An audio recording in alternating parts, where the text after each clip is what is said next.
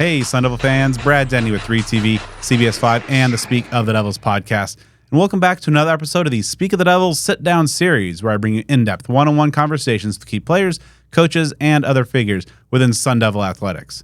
The Arizona State offensive line had a hell of a year in 2023, hit by an insane wave of injuries that resulted in 11 different starting combinations over 12 games. The group nevertheless performed admirably. This is in large part to the steady hand and guidance of new position coach Saga Tuitele. A coaching veteran with a number of stops on his resume, including 2 at Army, he's earned a reputation as a quality developer of trench play. And with some likely better injury luck this fall, as well as a talented returning core, some good newcomers, the Sun Devil line seems primed to take a big jump forward this fall. In this episode, we discuss his coaching journey, the lessons learned from a tough 2023 season, what makes a quality lineman, the poly pipeline, the makeup and camp battles to watch of this 2024 group of Sun Devil offensive linemen, and much more. So let's get to it. Here's my conversation with Saga Tuitele. All right, Coach. So year 2 of the program with the coaching staff here, trying to instill that culture. Kind of, when you look back at kind of where you started a year and a half ago to where things are culturally right now, how do you think that the culture's coming along now, and as you guys approach the second season? Well, you learn from the first season. You're everybody's new. The coaching staff is new, first time working together. The players are new, and you're just trying to establish, the how to be successful and how not to be successful. And you're learning from each other as coaches. You're learning from the players, but there's a set of standards that you hold everybody to, but you're still learning on how to flow off of coaches, off of each other.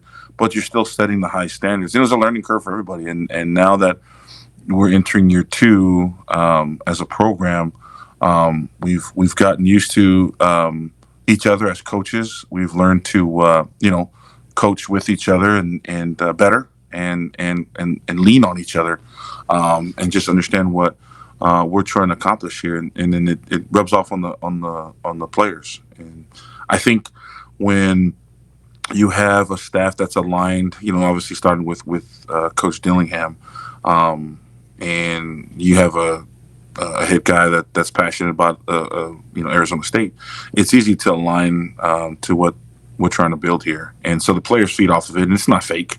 And the players see it, and the players see that we believe as coaches in what we're trying to build here. And then it goes into the type of kids you're recruiting. And I think we have really good leadership returning from last year, and you add all the new guys that we've recruited this year. I think the culture is always continuing to build, but definitely where it's trending in the right direction. Now, as you mentioned, you have in year 2, you have kind of a group of guys, a baseline that have been through this, know what the culture is all about. Now that you see the summer workouts are in full swing, and you see your guys working, kind of the returners, but also welcoming in some of the newcomers, how have you seen that progress? Kind of both in the weight room and conditioning wise, but also kind of culturally as those returners from last year kind of welcoming in and getting the newcomers on the same page. Yeah, the returners, I think, are doing a good job of maintaining the standards, whether the coaches are around or not. There's sometimes they do stuff on their own, but they got to maintain the standards. At the same time, they're incorporating the new guys that are, whether they've came in January or in the summer, they're incorporating those guys in everyday things like how they eat, how they obviously how they lift, how they run, how they carry themselves, how they conduct themselves, how they stretch. And those are all those little things that add up to culture. You look at how a team stretches, and they'll tell you everything about, what the culture is. And are they doing it right? Are they just going through the motions? And I think we're doing a good job of that. And, you tip your hat to the strength staff downstairs that, they're not only training them physically, they're also training them culturally and mentally to do all those little things right that we're trying to preach here. So, I think they're doing a good job of just trying to incorporate them, not just on the X's and O's part, the encouraging each other in the weight room and on the field, and really teaching them how to develop in this heat, and letting them know how and what to do at what time. and when to do things, and you see them hanging around together. And I think the coach is doing a good job of incorporating ourselves and our families in their lives so they can see us in a different light. So I want to go back to last year and some of the lessons that you and the staff and the players were able to draw from it. But before that, in a broad sense, have you ever been a part of a season so unusual, so weird, just whether it's the injuries, so many kind of unusual twists and turns, especially for a first-year staff, that in your veteran career? No, I mean, it's, injuries are a part of the game. I haven't seen so many injuries, but it's a part of the game, and you're preparing for those injuries. You hope it doesn't happen, but you're preparing. But I'd never seen it to where we were down to the the skin and bones of things, and you learn, and the kids that had to step up, and the kids that had to play, they developed faster than that they had planned to, or we had planned to. So I think it benefits them because they stuck with it, and they kept chugging along. And now the kids that were forced into action last year are gain that valuable experience for them to move forward and to improve and develop for this upcoming season. So there's for every adversity, there's a plus side to it, and there's opportunity, and that's what it was. It was an opportunity for them to learn and grow, and for us as coaches to learn and grow, and face our own adversity, and putting these kids in a situation that they're successful. As you mentioned, the silver lining of a lot of guys getting a lot of reps, but I believe over the 12 games, 11 different starting combinations along that offensive line. That uncertainty, just almost kind of cobbling things together week to week, whoever was healthy or healthy enough. What was that kind of navigating that uncertainty like for you last year?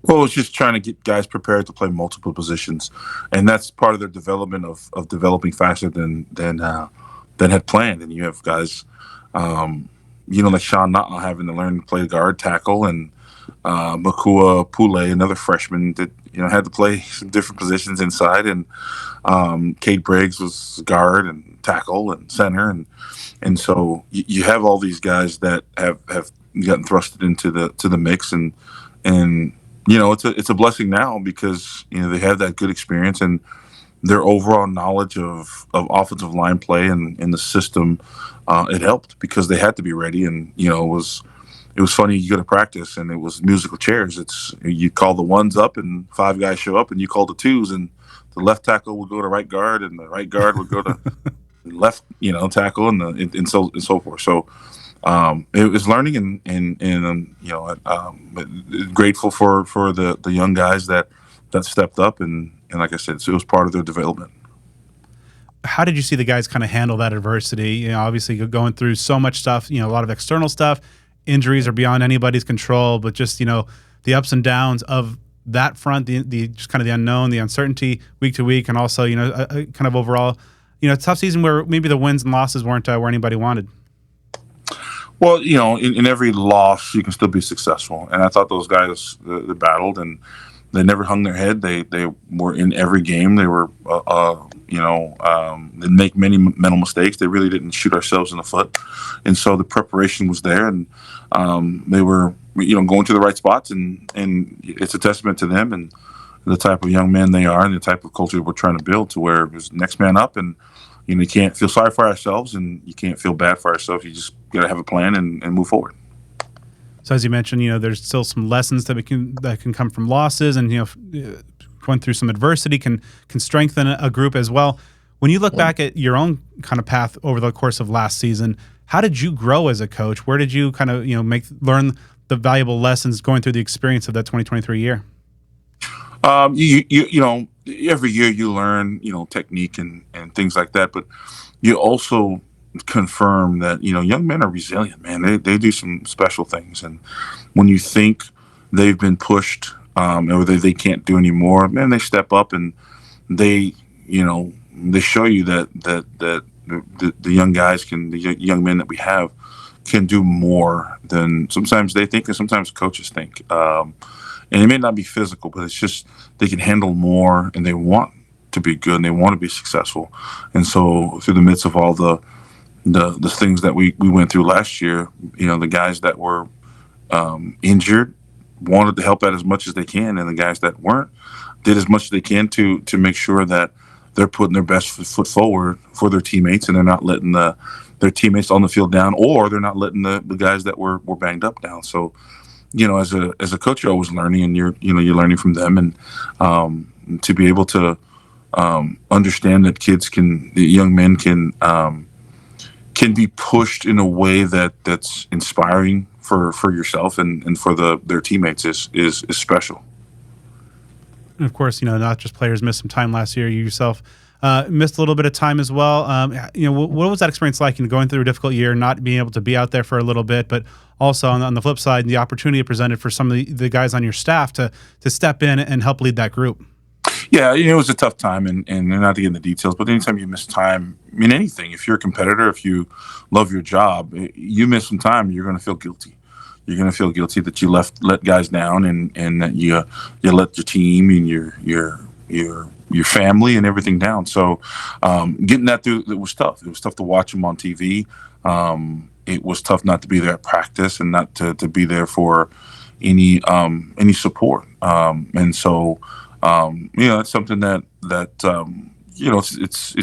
it's unnatural. I think it's natural to want to be with the guys and be there, and you don't plan on missing any games, but you just have to make the best of it, and then that's what we did. And last year, my graduate assistant Steve Miller stepped up, and our offensive analyst Matt Christian stepped up, and all the guys around him, the coaching staff that helped out and prepare those guys, and they and they rallied. And so I think you see those going to coach Steve Miller, my graduate assistant. He was a young man. That was his first time being a GA this year, a graduate assistant, and he did phenomenal. And he stepped up, and he did his job, and he did it well. And then Coach Christian, with his background in the quarterback room and the running back room, he stepped in, and he didn't try to fake it. He knew what he knew, and if he had any questions, he leaned on Coach Miller, and it was good. I thought, just hearing it from the guys, that they worked well together. Going through last year with all the difficulties must have been pretty daunting for Kenny Dillingham, but he's a guy who seems to not back down from any challenge. What did you see from Kenny, navigating the first year as a head coach with so many kind of external obstacles and hurdles to go forth? And, as a veteran coach, and you and some other guys on that staff with some experience, how did you help Kenny along, with your experience and getting through that difficult first year? Well, Kenny, he may be young in age, but he's extremely wise, and his passion is unwavering. His love to be able to compete is second to none. And so and it's not fake. I mean, what you see at practice and what you see on the interviews, or what people see, that's who he is. And it's infectious in a good way, that where he, his passion and his energy for just life, but in football and in people is really good. And we're just along for the ride, and he leans on us when he needs it. But for the most part, again, he's young in age, but he's really wise, and he's as energetic as he is. He's really calculated on his words and his just all his actions that he does. And he's he'll sit in the staff meeting, and we'll take some advice from us when he asks for it, and he makes the decisions. He makes the hard decisions, and sometimes he takes our advice, and sometimes he doesn't. But that's what a good head coach does. And I know Kenny doesn't want necessarily a yes sir man that's going to just agree with everything he says. And that's I think where the wisdom comes in with Kenny. Is he's such a calculated coach that he supersedes his age, and it's awesome to see that, and his passion, his love for football, and his just selfishly his love for O-linemen. I love it, and he wants to make everything as simple and as easy for the guys up front, and he's got a great relationship with guys on the team. It's easy for me. I coach the offensive line, and each position group has their own. Each position coach has their own group, and so naturally, I'm going to form a bond fashion with my guys, but I see Kenny, rolling around and hanging out with the guys in the locker room, just to build a relationship that a head coach usually doesn't have. So, it's awesome working here in a great environment, but the kids see it. It's not fake. It's his intelligence in football and X's and O's, but also the ability to read people and feel, the temperature of the room, and making the hard decisions. And sometimes he'll say, "Hey, fellas, y'all got to back off on the kids," or he knows when to step on the gas. And like I said, he if he needs the help, we're always there to give our opinion. But like I said, as all great head coaches, he makes those tough decisions, and he listens, and he's always adapting to the players and coaches. But he also has his, what his standards are and what he wants for the program. So I want to go back to the start of your football journey. How did you get into the sport, and what are some of your earliest football memories? Well, growing up in Southern California, and our family, we didn't have much growing up. I was one of seven, and I was the third of seven. And, my father was a police officer, and my mom worked for the FAA. So, in Southern California, you didn't have much in the 80s growing up. So you had the Lakers and you had the Dodgers. And at the time, we had the Raiders and Rams. And so, basketball was our first love, and I started getting wider instead of taller, and then I kind of ventured over to football and playing at the park and in the streets, and I was good at it. And then, my dad is a really, really tiny guy compared to us and his sons, and he just loved the sport, and we would watch the Raider games and USC football and UCLA football. So that's what it started, and then it just matriculated to high school, and we loved it. And we're a big football family. We're blessed to have brothers and nephews and uncles play college football at all different levels and through the NFL. So I started when I was young. Uncles, I had an uncle that played for Purdue, and both of my mom's brothers played. One played at Purdue, one played at Washington State, and one played at UNLV. So it was in our blood going to the games. And then, once we got older in high school, we started playing college football and never stopped. And I knew I wanted to do something in football, whether it was play in the NFL or coach. So I knew that going in. And my senior year, and when the NFL thing didn't work out, I was able to be a graduate assistant on the defensive side at Portland State, my alma mater, and never looked back. Making that switch, from D-line to O-line, what was that like? Just going, obviously he's still in the trenches, but going from attacking to protecting and kind of bulldozing some paths open for the offense. What's funny is that I did it as a player. So I came in when I was recruited as a defensive lineman, and in a 3-4 defensive lineman, I was the nose. And those guys, we were just kind of holding up the center and playing the back half or the front half or whatever it is. It was pretty simple. But then we got a new defensive coordinator. And we went to this 4-3 or 4-2-5, and they didn't need big two-gapping nose guards. And the two-gap is where I would just hold the center and not let them off the line of scrimmage. Well, they needed more penetrators and quicker and twitchier, and I thought I was that, but I wasn't. But my offensive line coach, he wanted me to play offensive line. He recruited me out of high school, and I was a defensive lineman, and I didn't want to, and I didn't want to move to offensive line, and I wanted to transfer. And if the transfer portal was there back in the day, I would have left. And but he talked me into playing the spring, and that's where I was better at. It taught me to have a profound love for my teammates, and everything I am now as a coach, I learned on my transition from defense to offense. So. All those high school kids who are getting asked to move positions, just trust your coaches, man. And I say that from experience, and I've seen it where, young people sometimes when I was young, we saw ourselves differently than our coaches. And if you have a really good coach that has a lot of passion for you and got a great relationship with you, you got to trust them when they can see, you for what you can be. As a 19 to 22-year-old, you're just looking right in front of you. It's like, no, I'm this, where other coaches, or coaches can see you for something else. So I moved over, and again, like it yeah, I didn't turn back. I saw the game faster. I saw the game more simple when I was an offensive lineman. And some of the experience I had as a defensive lineman helped me see the game. And same thing when I went to my first graduate assistant job as a defensive line coach. It was easy to go back to defense and use what I learned on offense as a player to transition my career. And I did that I was actually a defensive line coach for 4 years.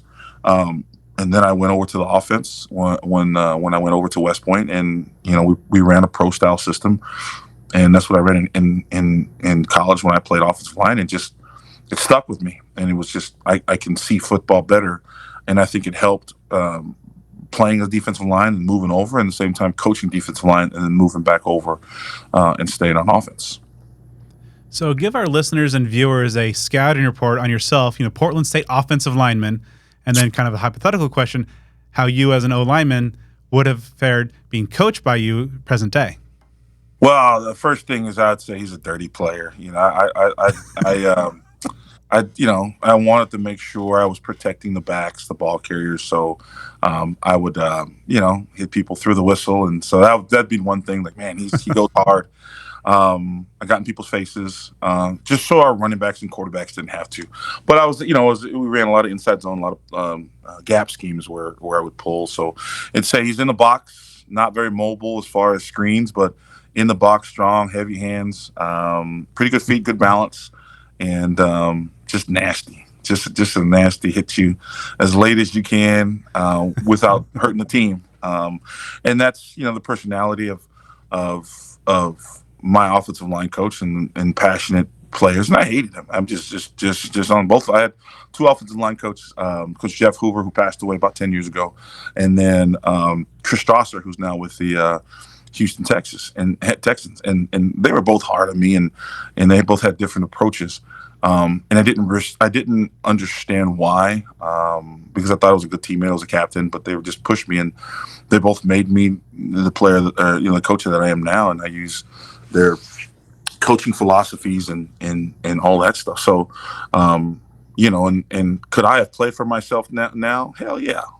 Just being able. Now I don't know if I would have played, but yeah, I could have been by myself just because of what we harp on is being a good teammate, having a plan, being prepared. And those are all the things that you can control. And I may not have beat them in the 40 or got out on the screen fast enough, but I knew a plan. I knew the plan. I knew where to go, and I got there with some violence. And that's the thing that having a plan will allow you to play a little bit more violent than your teammate. Your opponent. So then, over the course of your career, you were the OC at Cal Poly, I believe, for a few years, and it's at one point led the FCS in rushing. So how were you as a play caller? It's funny. So when I was at West Point, my first year we ran a pro style offense. That's what you see now, in the NFL, and two backs, and at West Point, there was a reason why the academies. West Point is Army football, and they compete, Army, Navy, and Air Force, and so there's a reason why we looked around and we said, well, there's a reason why the other two academies are running an option. So we flew guys in to teach us, as pro style. And we had guys, that were NFL coaches and longtime NFL coaches, longtime Division I coaches on that staff at West Point. And, we learned the option from a couple different coaches that ran in high school and then college. And for some reason, I saw it faster than a lot of other guys. It was so simple. It was easy for me, simple minded. And so I was able to see it faster. And by the end of that first year of us running it, I was helping our offense coordinator really call the plays. And then the very next year we were let go, and I took a job at the University of Idaho as a D-line coach. And then within 2 months, the offensive coordinator thing opened up in Cal Poly. And at the time, my wife and I had one kid, and I said, well, where do you want to live, Moscow, Idaho, or San Luis Obispo, California? So we made the trek down to San Luis Obispo and learned a lot. We ran the system, and I saw it differently, and I wanted to create something unique that no one's ever seen, and running the option from under center and then the gun. And that's what allowed us to lead the nation. I think it was 3 years in a row over at Cal, 13, 14, 15. I think it was 3 years in a row when I was calling it at Cal Poly. And then when I made the shift over to the University of New Mexico, we led the nation in rushing as well, running a similar, more zone option based, kind of what you see a little bit over at Liberty, what those coaches did there last season. So it was good. I loved calling the plays. I loved having the relationship with the skilled players. I was still the offensive line coach. And I told the boys and when I was calling the plays, I said, hey, from Sunday through Friday night, I'm the O-line coach. I said, Saturday, I'm the offensive coordinator. And so I would let my GA coach them on Saturday evenings and Saturday, evenings or afternoon, whenever the game was, I'd be there with the quarterback and the quarterback coach and the receivers and just talking to them. So I did like it. I did miss being with the guys on Saturdays. But it's experience and I loved it. And, it's made me a better coach to see the big picture as opposed to just look at the 5 guys in front of me and try to figure out how to block them 5. Yeah, I'm a huge fan of just the triple option football. It's kind of old school. And, you mentioned just a signature of the academies. And, yeah. But, your time at Army, how different was it as you've been in a number of spots and, maybe perhaps the more traditional universities? How is it like, coaching at, say, an Arizona State or Fresno State, Cal Poly, New Mexico, versus a service academy where there's a lot of different requirements, kind of both on and off the field? Well, I was fortunate enough to coach there twice. Early in my career with Stan Brock in 07-08, and then later on in my career with Jeff Monken. I guess they like fat Samoan guys to come coach for them. No, I just, again, going to my first, what I said earlier, football players, young people in general, can do more than you think they can or they think they can. And when you first go to the academies and you see those kids, and my first time I was thinking I was going to be coaching Rambos, those kids that sat up straight and saluted everything and sir, yes sir, everything. But when you get there, you're like, wow, they're ball players. They're ball players who happen to choose to serve after they play. And just knowing those young men in the service academies and my nephew, my brother's son, played at Navy. And I've had 2 cousins. One went to West Point, one went to graduate from the Naval Academy. So we know the benefit of it, but they're football players that seek a different way to be successful in life. And they're wired a little bit different, but not in a way which you think they're jumping through hoops and crawling through the mud every day. But it's a different mindset for those guys as far as they're football players, but they understand they want to serve their country, and it's a good fine mix. And I know them. I worked at an Army and I worked at West Point. But I tip my hat to the Air Force, the Academy, and the Naval Academy, that what those kids do and what they have to sacrifice in their careers to serve their country. And so there's a reason why they choose that school. And right, wrong, and different. That doesn't, the military academy isn't for everybody. But the ones that stay out there, they got a good head start in life. So as a coach who's had a number of stops and a lot of success over your years in the industry, what big pieces of advice would you give yourself when you first made that transition from player to coach? Everything there's no shortcut. And you have to outwork everybody in every facet. Whether it's X's and O's, whether it's recruiting, whether it's organization and teaching, you have to outwork everybody. And as a young coach, I was young. This was the mid '90s or really late '90s, and it was, hey, recruit the best players and that's it. You got to recruit them, but you also got to coach them. But you have to work your craft, whether it's recruiting and whether it's coaching, and then how you present stuff. And so all that stuff to me, when I was younger, to where perfect your craft as a recruiter.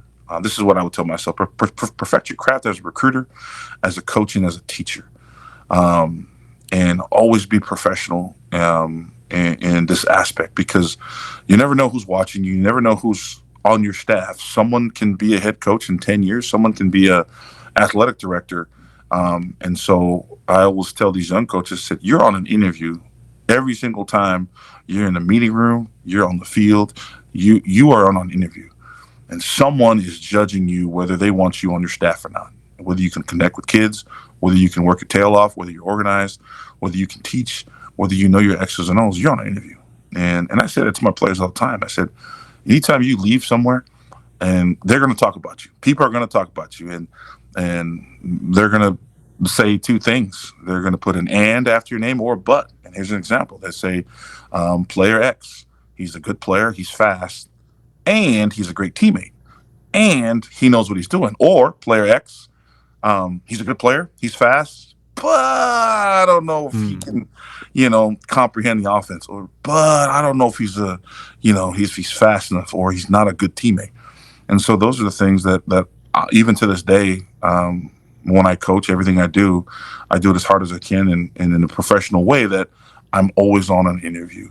Whether I am or aren't, it doesn't matter. But that's the advice I would give myself: is perfect your craft, work your tail off, and understand you're always on an interview. You mentioned one of the pieces of advice is just kind of perfect that recruiting style or recruiting craft as well. How would you describe your recruiting style? Especially with offensive linemen who, especially these days in the portal era, a lot of players may be coming in wanting to play right away, but on the offensive line, it seems like there's the guys who play in the true freshmen from the get go, at least by design, kind of fewer and far between. So, how would you describe your kind of recruiting style? How and perhaps how it's evolved into these last few years? Hard work. I mean, I know it's a cliche, but you get nowadays you can call these recruits, and as many of them and as many times you can. And I want to make sure that no one's going to outcall and outwork me calling recruits. And so everybody talks about, you want to have the best relationship with the kids. Well, how do you do it? And to me, it's through calls. You call them, and you call them, and you check up on them, and you try not to talk about recruiting in football, but you try to bond with them, and the detailed notes of how you call them, so you can call what you have had the last conversation. And it helps. It helps talking to them and getting to know them, and what they're interested in, and who their family members are that are important to them, and who the family members that aren't important to them. And it's just, you gotta do it. And it's hard work. It's tough. It's tough where you're on a Monday night and you're like, oh, I got an extra hour. I can relax or do something, or I can pick up the phone and call these recruits. And so I pride myself in not being outworked. And through that, I think that's how I build.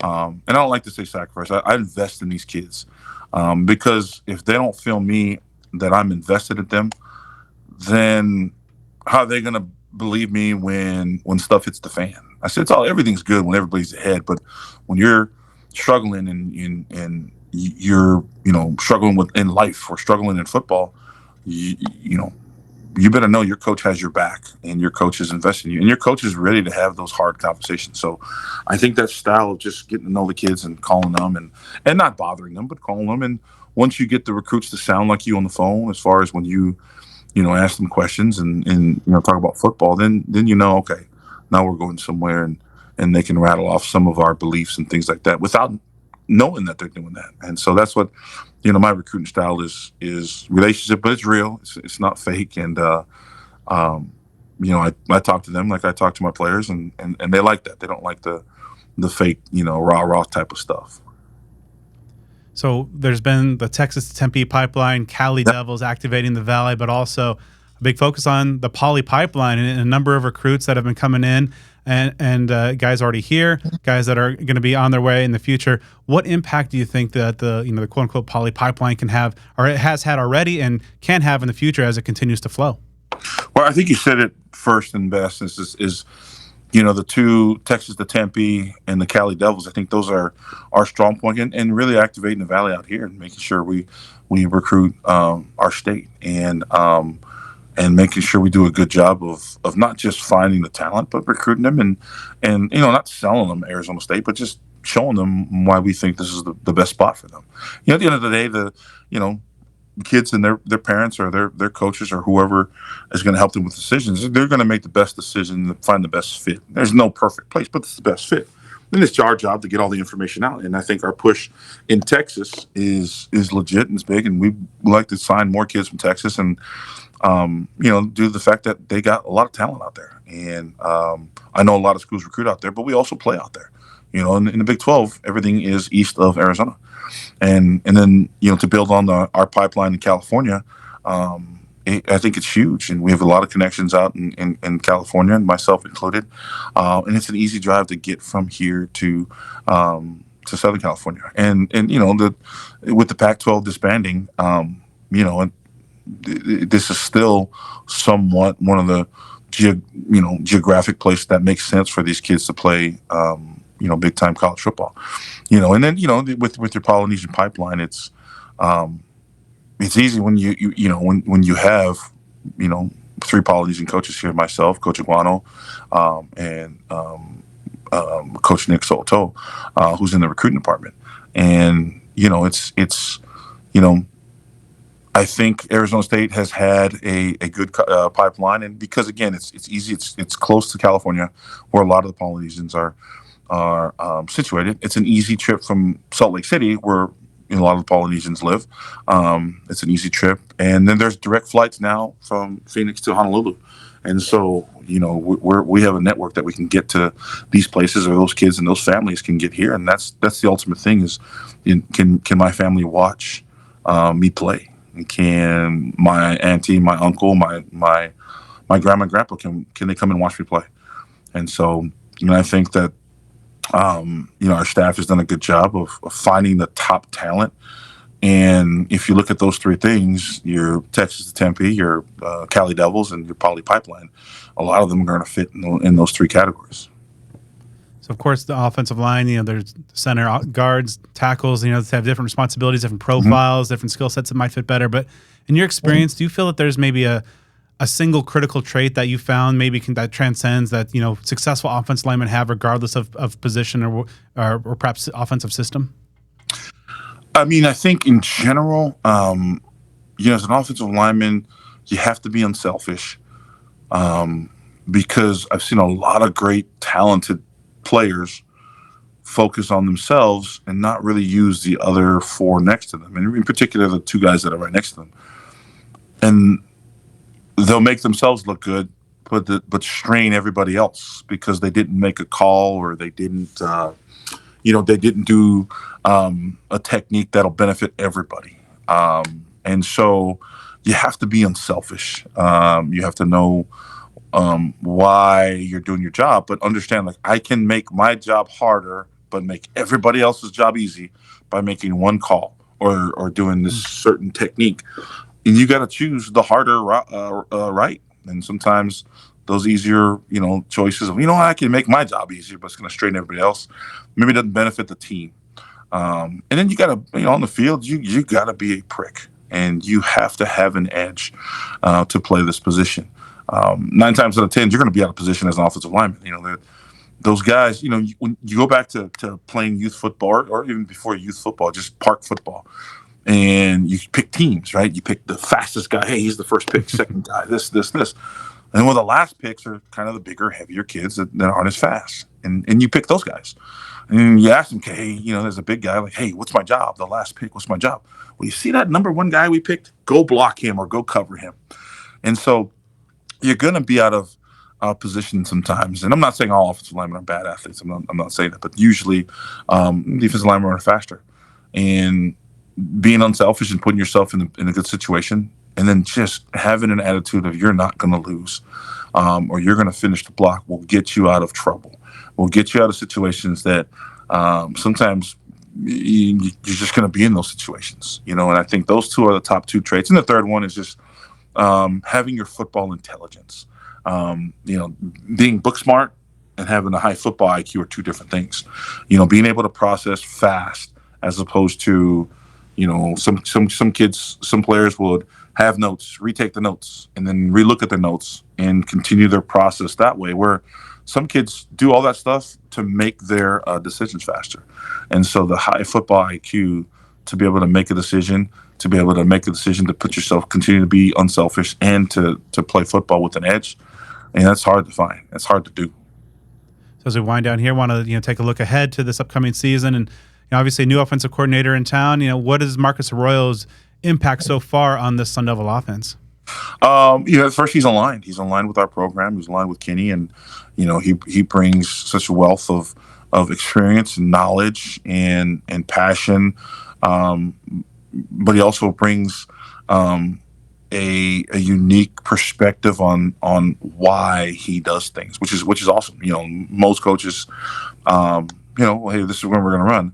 Well, he'll tell you why he came up with this and allow you to poke holes in it. And right now, he's poked all the holes through his system, and it's good. And it's a combination of him and a little bit what we did last year, but just his ability to adapt and adjust his system to our players and our coaches is phenomenal. And his organization, again, his experience and just his confidence, his moxie, and his ability to come up with solutions, and to me, solving problems and coming up with solutions are two different things. And sometimes with the time you have, you just have to solve a problem. But when you come up with a solution, that's longer lasting. And I think Marcus does a great job of that. And he connects well with the players and the coaches, and he's very professional. And I think, he's a great teacher. He's a great teacher with his offense and with the quarterbacks. So, excited and, excited to see, our improvement. And I know as coaches we see it, and as players they see it. But excited to continue to show ourselves what we can do and continue to build our culture. And looking at spring ball, it seemed like in covering those practices, it seemed like there was a lot of experimentation, guys, switching sides, maybe even switching positions a little bit. Yep. When you look back on spring, what were some of the biggest things that you feel that you were able to get your group to accomplish? Well, you establish depth. I think that's the big thing, and you established. They were able to see all their hard work the last season and in the off season come forth with our culture, and just being able to just do things right, do all the little things right. But you talk about X's and O's, and I think it starts with our leader and our center. I think he's improved a ton. He played solid last year. He actually played pretty good last year in Lee Fautanu. But then you just see his experience and his knowledge and his leadership step up, and in his game, he's playing quicker, he's playing lower, and he's playing stronger than he ever has, and he's in great shape now. And then you look at all the depth that we have and guys who've developed, and I'll start on the inside with Sean Naha, his ability to play multiple positions, both guards, center, and even a tackle, be able to kind of fill in if we needed it, like if something happened like it did last year. Yeah. Ben Coleman, getting him back was awesome, and seeing him in action, and he hadn't played in a while, but seeing why he was highly rated and why he was highly sought after as a young man. And it's good to get him out there. And then having Cade Briggs is to battle those three for the guard position is it's just nice having him, because he can play center, guard, and tackle, as you saw last year. But just that he's solid, he's stronger, he's healthier. And then the improvement of Kyle Scott. Kyle Scott was a highly rated junior college prospect in the 23 class. And he got injured last year, but he came in a little out of shape. He'll tell you that. And he wasn't prepared for the jump from junior college to Power 5 football. But now he is. He's worked his body, and he's phenomenal. And he's got some position flexibility. And then you go outside, and they're deep. And you with Emmett Boley and Bram Walden and Maxie Hanachor and Jalen Clem and Joshua Atkins. I mean, you got 5 guys that are battling, and each 5 brings something different to where, Emmett Boley and Bram Walden have experience here. and they've started a lot of games here. And Josh Atkins was a 12-game starter at Hawaii, and he brings a wealth of experience. And Jalen Clem was at Washington. They ran he was their number one reserve tackle at the University of Washington, where they went on that national championship run. So, and then you got Maxi Hanachor, who's whose improvement from the first day he walked in the campus to now is night and day. And so excited to see the depth and see them compete. Hopefully we don't lose a lot of guys to injury, but if we do, I think we're prepared, and we're deeper than we have been, and bringing all the new guys, the young guys, bringing guys up, like Makua Pule and those type of guys, bringing them up and getting them, developing them to be successful here. Yeah, great rundown of you kind of beat me to some of those questions. That was really great. So just on the tackle spot, you mentioned those five guys, and Emmett, Max, Atkins, Clem, and Bram. In fall camp, what are you going to be looking for to identify which guys are ultimately going to win those starting jobs? We want to be able to establish the run, and the guys that'll benefit us, that'll start, are the guys that can move people off their spot, and the guys that can stay on their feet and be able to create seams for our running backs. We got talented running backs. I mean, you got Scatabo and company and Raleek Brown. We're talented, and so we've got to be able to give them some space. So I think that's the first and foremost, to see who can dominate in the run game, and then at the same time be able, when it's third down, be able to handle some of the one-on-ones that you're going to see in this league, and the consistency through that, and obviously staying healthy is a big thing. But we feel like we've got five good ones to compete, and my bet we're going to rotate them, because they're all too good to just stand on the sideline. And if I love rotating guys, and if you're ready and you had a great week of practice and you're going to help the team, well, you're going to rotate.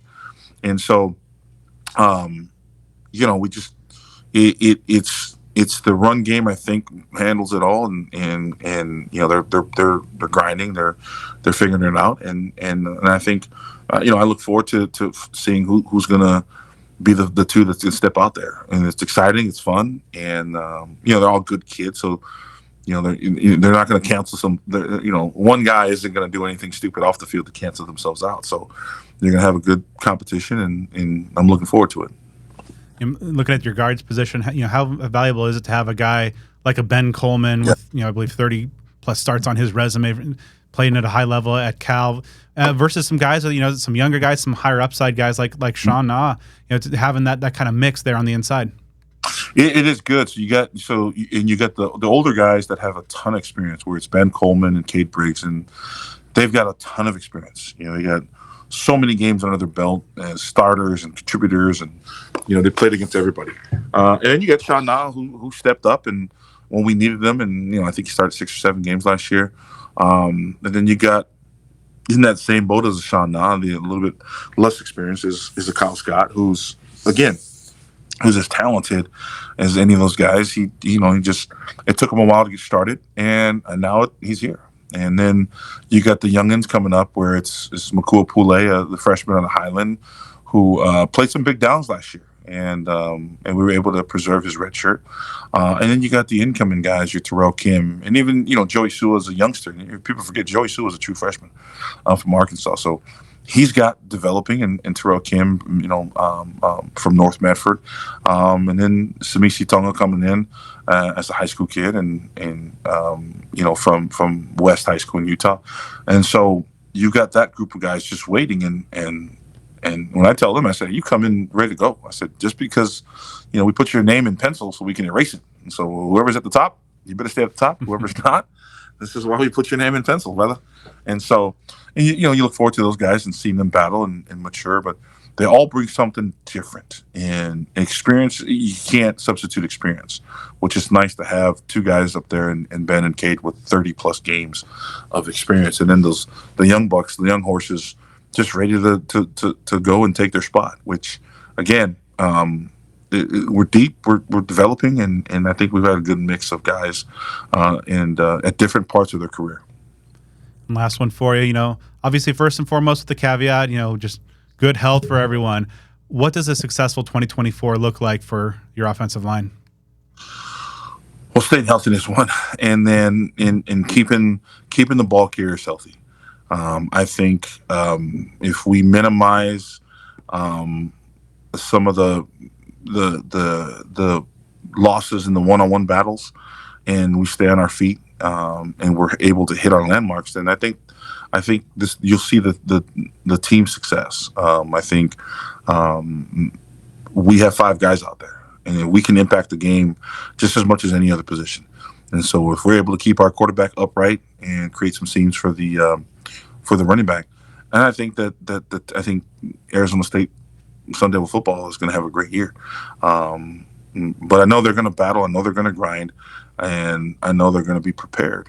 And it's just us sustaining and winning those one-on-ones as long as we can to keep the skill players the ability, or give the skill players the ability to make some plays.